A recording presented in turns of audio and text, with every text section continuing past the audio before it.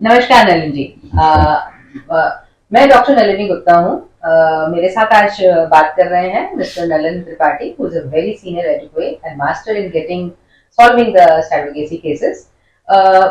हम सब जानते हैं कि भारत में, इंडिया में 2022 जनवरी में दो एक्ट आए जो रेगुलेट कर रहे थे रिप्रोडक्टिव मेडिसिन को, असिस्टेड रिप्रोडक्टिव मेडिसिन को, जिसमें one is ART1, ART2 and surrogacy act. आज हम बात करेंगे जो भी प्रॉब्लम्स आ रही हैं पेशेंट्स को समझने में, परमिशंस को समझने में, बेसिकली हमारे IVF में और सरोगेसी में, चाहे वो डोनर प्रोग्राम्स हों, चाहे वो सरोगेसी प्रोग्राम है, उसमें इन लॉ के बाद आने से क्या क्या बदला।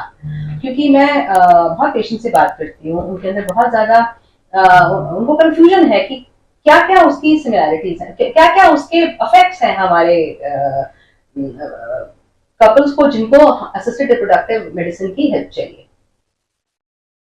नमस्कार नलिन जी, मिस्टर त्रिपाठी। आज की बात शुरू करते हैं। सबसे पहले मैं जानना चाहूंगी, मुझे लगता है सबसे पहले सबसे ज्यादा जो क्वेश्चन आता है कि कौन इस लॉ के बाद कौन कौन सरोगेसी की प्रक्रिया करवा सकते हैं, कौन कौन से कपल हैं जो सरोगेसी कपल या सिंगल्स, क्योंकि इस लॉ से पहले तो सर सिंगल भी मेन एंड वुमेन दोनों सरोगेसी करा सकते थे, बट इस लॉ ने कुछ चीजों को बदल दिया। तो आज हम सबसे पहले इस बारे में बात करना चाहते हैं, इस लॉ के अंदर कौन कौन से लोग सरोगेसी में जा सकते हैं। सर देखिए, पहली बात तो हमें समझना चाहिए कि ये सरोगेसी रेगुलेशन एक्ट जो 2021 में आया है, ये एक्ट जो कंपोनेंट्स ऑफ सरोगेसी हैं, जिसमें इंटेंडिंग कपल है, जिसमें सरोगेट मदर है और जिसमें सरोगेट चाइल्ड है, इन सबको प्रोटेक्शन प्रोवाइड किया गया। So it is a beneficial piece of legislation for all the people to protect their rights. तो ये सबसे अच्छी बात है कि हमारे पास एक रेगुलेशन है जिसके तहत हर आदमी प्रोटेक्टेड।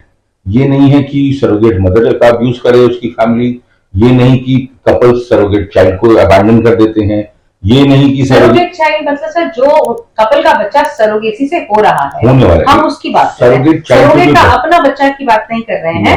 सरोगेट मतलब जो सरोगेसी प्रक्रिया जिस बच्चे को प्लान कर रही है फॉर इंटेंडेड कपल, बच्चा जो सरोगेट ने बेयर किया है फॉर द कपल, हम उस बच्चे की बात कर रहे हैं। सरोगेट चाइल्ड को डिफाइन ही ये किया गया, child to be born through surrogacy procedure. So that is the surrogate child. So उसका होता क्या था, एक्ट लाने का पर्पस क्या था, सुप्रीम कोर्ट ऑफ इंडिया ने गवर्नमेंट को क्यों कंपेल किया कि there should be a regulation, वो रीजन ये था कि देयर वर अबैंडन्ड चिल्ड्रन। तो वो अबैंडनमेंट को रोकने के लिए ही बेसिक लॉ बनाया गया है। लॉ का दो फोल्ड पर्पस है, वन की अबैंडनमेंट रोको, बच्चे का जो आ रहा है उसको उसके कंप्लीट राइट्स मिले as if a natural child of the intending couple, और सेकेंड है कि कॉमर्शियल सरोगेसी को by all means it should be stop. It should be purely altruistic surrogacy, जिससे कि फैंसीफुल सरोगेसी नहीं होगी। जो नीड बेस्ड सरोगेसी है, नीड इज डिफाइंड रूल 14 में, डिजाइनर बेबीज को बेसिकली नहीं, हाँ, वो नहीं है। अगर आपकी मेडिकल नीड्स एंड रिक्वायरमेंट्स है, जिसको डिस्ट्रिक्ट मेडिकल बोर्ड सर्टिफाई करेगा रूल 14 में, सिर्फ वो लोग ही सरोगेसी कर पाएंगे। हाँ, और सरोगेसी चाइल्ड में मुझे लगता है ऐसे ये भी प्रोटेक्शन आया कि जो कपल बच्चे को प्लान कर रहे हैं, चाहे उसको बियर सरोगेट ने किया है, वो बच्चा कैसा भी क्यों ना हो, जैसा वो अपने कपल का बच्चा है, उसके अंदर कोई सारी चीजें साइंस डायग्नोज नहीं कर पाती सर, कोई ना कोई डिफेक्ट्स भी हो सकता है। Even then couple can not abandon that child. Yes, section 8 में वो प्रोविजन किया गया है कि जो भी चाइल्ड है as if a natural child of the biological child of the couple, intending couple कहलाएगा, और उसको सारे राइट्स जो नेचुरल चाइल्ड के होते हैं वो प्रोटेक्शन उसमें प्रोवाइड किया। सर आप मुझे ये बताइए, सरोगेसी प्रोसेस कैसे शुरू किया जा सकता है और कौन कौन उस प्रोसेस को शुरू कर सकता है। देखिए, सरोगेसी जो आज के कानून के हिसाब से है, उसमें इंटेंडिंग कपल को अलाउ किया है। इंटेंडिंग मैरिड कपल चाहिए तो उनको ये सरोगेसी प्रोसीजर अलाउड है। सिंगल वुमन को भी ये एक्ट प्रोवाइड करता है एवेन्यू, लेकिन सिंगल वुमन जो डाइवोर्स्ड है, जो विडो है, सिर्फ उनको है। तो ये लोग जो वुमन 23 टू 50 ईयर्स के भी ब्रैकेट में आती है, मेल 26 टू 55 के ब्रैकेट में आते हैं, वो एलिजिबिलिटी क्राइटेरिया मीट करेंगे कि और उनको मेडिकल कंडीशन अवेलेबल है। अब इसके लिए क्या है, एक्ट ने क्या कहा कि हमको 4 परमिशंस चाहिए होती है। पहला है मेडिकल इंडिकेशन, जो डिस्ट्रिक्ट मेडिकल बोर्ड हर स्टेट का है वो सर्टिफाई करेगा कि आप रूल 14 के क्राइटेरिया मीट आउट करते हैं तो आपको वो सर्टिफिकेशन देते हैं।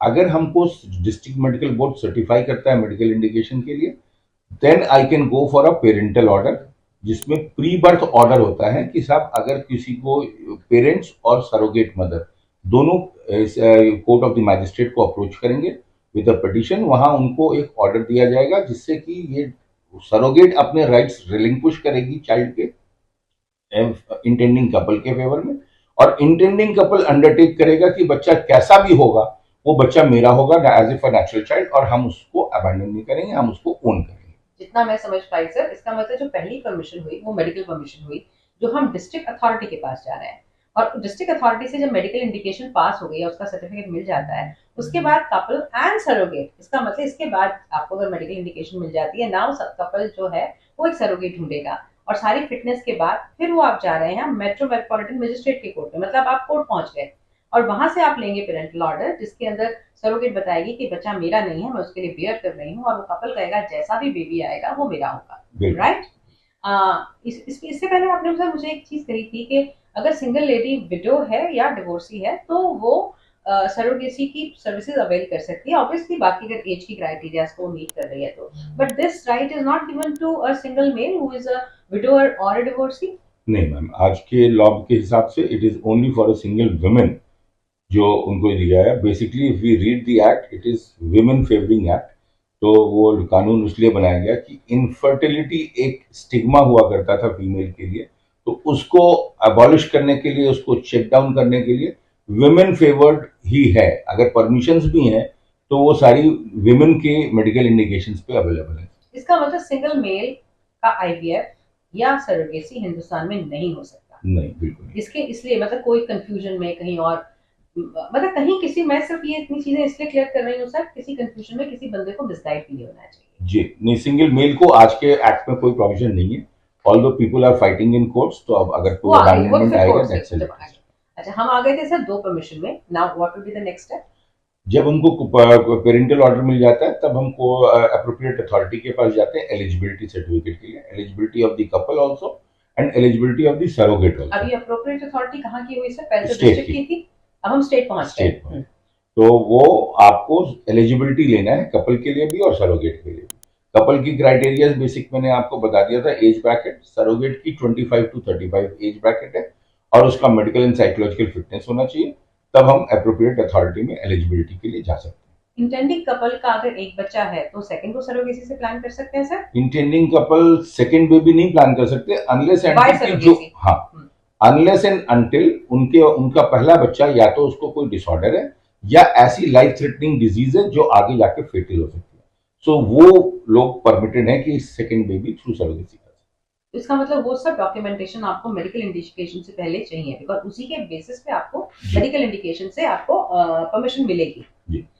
इसमें सर सरोगेट के बच्चे होने की और कितने बच्चे होने की भी कोई साइंस सरोगेट हमारे मैं अभी उसी पे आ रहा था। एलिजिबिलिटी ऑफ द सरोगेट है ही उसको जो लेडी मैरिड है, एवर मैरिड वुमन होना चाहिए, और अच्छा, डिवोर्सी भी हो सकती है, विडो भी हो सकती है। सरोगेट की बात करें, हाँ, surrogate is an ever married woman between the age bracket of 25 and 35, और जिसके पास नॉट बियॉन्ड 35, और उसके पास अपना एक बच्चा होना चाहिए, कम से कम एक बच्चा होना चाहिए।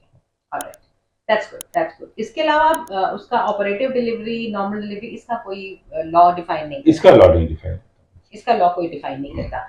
कोई मेडिकल कंडीशंस हैं जो सरोगेट में बिल्कुल नहीं होनी चाहिए? ऑब्वियसली हमें कोई भी अगर मेडिकल कंडीशन तो लेंगे ही नहीं, वो क्लिनिकल पार्ट है, वो तो डॉक्टर्स के उस पे है कि क्या, कोर्ट कहीं नहीं बोल रहा, नहीं, कोर्ट ने कहा है medical and psychological fitness certificate लाना है, तो जब मेडिकल एंड साइकोलॉजिकल फिटनेस लाएंगे तो वो क्लिनिक डिसाइड करता है, डॉक्टर डिसाइड करते हैं कि वो उसके लिए फिट है कि नहीं है सरोगेसी। अगर फिट है तो उसको लेंगे, अगर फिट नहीं है तो उसको नहीं लेंगे। अच्छा, एक कपल अपनी फैमिली से किसी को सरोगेट के लिए, कोई उनकी फैमिली का मेंबर ही सरोगेट बनने को तैयार हो जाता है, उसमें भी ये एज 35 से ऊपर नहीं होनी चाहिए जी। छोटा बच्चा अगर जो सरोगेसी करना चाहते हैं, उनके छोटे बच्चे की भी कोई लिमिट डिफाइन करता है लॉ कि इतने से बड़ा बच्चा होना चाहिए? नहीं, ऐसा कुछ नहीं है, ऐसा कुछ नहीं है। और कुछ दोनों की क्या, हम आ गए, हम स्टेट बोर्ड से ले आए सर। नहीं, इसमें एक और रिक्वायरमेंट है, जो सरोगेट मदर के लिए एक इंश्योरेंस सर्टिफिकेट बाय आउट करना होता है इंटेंडिंग कपल को, जिसमें कि उसकी हेल्थ इंश्योरेंस देनी होती है और साथ साथ उसको एक लाइफ कवर देना होता है for the period of 12 months, कि ये कोई बीच में कोई ड्यूरिंग द प्रेगनेंसी अगर कोई उसके साथ मिसहैपनिंग होती है तो उसकी फैमिली के लिए कंपनसेशन आना चाहिए। और हेल्थ इंश्योरेंस ये है कि 36 मंथ्स का लेना पड़ता है जो मैंडेटरी एक्ट में, जिसमें ये है कि अगर उसको कोई हेल्थ कंडीशन प्रॉब्लम्स आती है, पोस्टमार्टम भी आती है, तो वो उसको कवर करने के लिए कि उसके पास एक हेल्थ इंश्योरेंस होना चाहिए सो दैट वो अपना मेडिकल टेक केयर कर सके इवन आफ्टर डिलीवरी। यस, इसके अंदर मतलब कोई भी इवेंचुअलिटी उन इंश्योरेंस में कवर होनी चाहिए, राइट सर?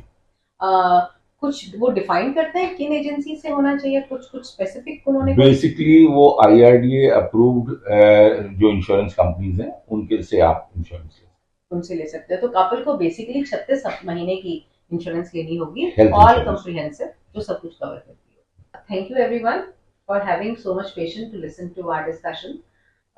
मैं समझ सकती हूँ कि इसके बाद भी बहुत सारे क्वेश्चंस होंगे जो people were going want to go through this process or thinking about this process उनके दिमाग में होंगे। अगर ऐसा है, please write to me and we will answer. Thank you.